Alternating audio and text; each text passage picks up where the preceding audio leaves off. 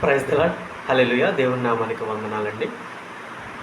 మీరందరూ కూడా ఈ ఉదయకాల సమయం ముందు ఈ వాక్యము వినిచి ఉండగా మీకు ధన్యతను దేవుడు ఏర్పాటు చేయలాగున మొదటిగా ప్రార్థన చేసుకుని వాక్యాన్ని వివరించుకుందాం. సకల ఆశీర్వాదాలకు కారణభూతుడైనటువంటి మా ప్రియ పరలోకమందున మా తండ్రి, ఈ నామము నాయన ఎంతో ఘనమైనది, ఎంతో ఆశ్చర్యకరమైనది తండ్రి. నాయన నీకు వందనాలు. యేసయ్యా నాయన ఈ ఉదయకాల సమయమందు నాయన వాక్యమును వివరించుకొని ఉండగా ఈ నోటిని నాయన మీ బోరగా వాడుకుని నాయన మీరే మాట్లాడమని ఆయన చిన్ని ప్రార్థనని పరలోక పాదసన్నిధికి చేర్చుకోమని యేసునామమును బట్టి అడిగి వేడుకొంచున్నాము పరమ తండ్రి. ఆమేన్. ప్రియ సహోదరి సహోదరుడా, ఈరోజు దేవుని వాక్యము నిర్గమకాండములో అతి ప్రాముఖ్యమైనటువంటి వ్యక్తి మీ అందరికీ బాగా తెలుసు, మోషే. మోషే ద్వారా దేవుడు చేసినటువంటి గొప్ప కార్యములను, దాని ద్వారా ఫరో యొక్క హృదయం ఎంత కాఠిన్యముగా మారుతూ ఉందో, దాని వలన ఎంత నష్టము జరిగిందో ఈ రోజున మీరు తెలియజేసుకొని మన హృదయాలను కూడా అలా కఠినపరుచుకొని ఉన్నామేమో, వాటిని మారు మనస్సు పొందులాగున ఈ వాక్యము మీ అందరికీ ఆశీర్వాదం ఇచ్చేలాగున దేవుడు దీవించును గాక. ఈరోజు దేవుని వాక్యము నిర్గమకాండము 8వ అధ్యాయము 15వ వచనం. ఫరో ఉపశమనము కలుగుట చూచి యెహోవా సెలవిచ్చినట్టు తన హృదయమును కఠినపరచుకొని వారి మాటలు వినకపోయింది. దేవునికి స్తోత్రం కలుగును గాక. ప్రియ సహోదరి సహోదరుడా, ఈరోజు దేవుని వాక్యములో ఫరో దేవుని విషయమై మోషే చేసిన ప్రతి కార్యమును కూడా చూచి, ఎవరండి? ఫరో దేవుని ద్వారా మోషే చేస్తున్నటువంటి కార్యాలన్నీ చూచి తన ఐగుప్తు దేశం మీదకి వచ్చినటువంటి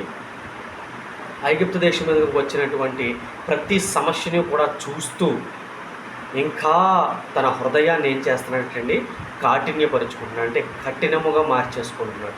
అంతే తప్పు. కానీ దేవుడు ఈ కార్యాలు ఎందుకు చేస్తూ ఉన్నాడు? వాళ్ళ ప్రజల పట్ల దేవుడు ఇటువంటి అద్భుత ఆశ్చర్య కార్యాలు చేస్తూ దేవుని విషయమై గొప్పగా దేవునికి స్తుతి మహిమలు చెల్లించుకుంటున్న ఈ ప్రజలను ఇంకా తన హృదయంలో ఏం చేస్తున్నాడటండి? కాఠిన్యమును పెంచుకుంటున్నాడు. మనతో ఎవరికైనా ఏదైనా సమస్య వచ్చినప్పుడు ఆ సమస్య వచ్చిన వ్యక్తుల కొరకు మనము ఏం చేయాలటండి?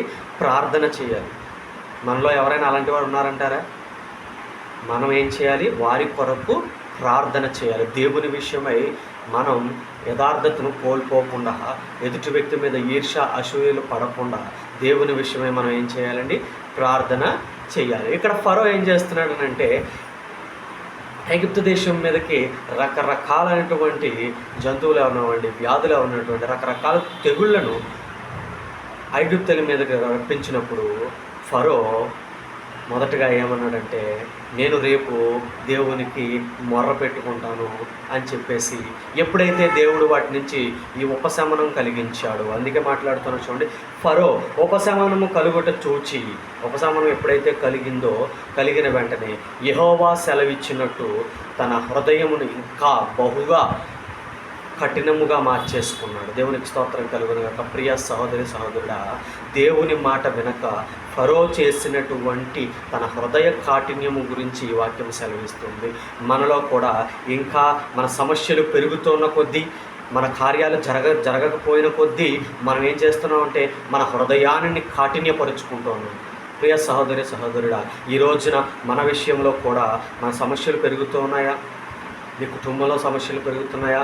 నీ ఉద్యోగంలో సమస్యలు పెరుగుతున్నాయా? లేదా నువ్వు పనిచేసే చోట సమస్యలు పెరుగుతున్నాయా? ఎక్కడ సమస్యలు పెరిగినా సరే కానీ నీ హృదయాన్ని కాఠిన్యపరుచుకొని నీవు ప్రార్థన మానితే అది నీకు శ్రమ. దేవునికి స్తోత్రం కలుగును గాక.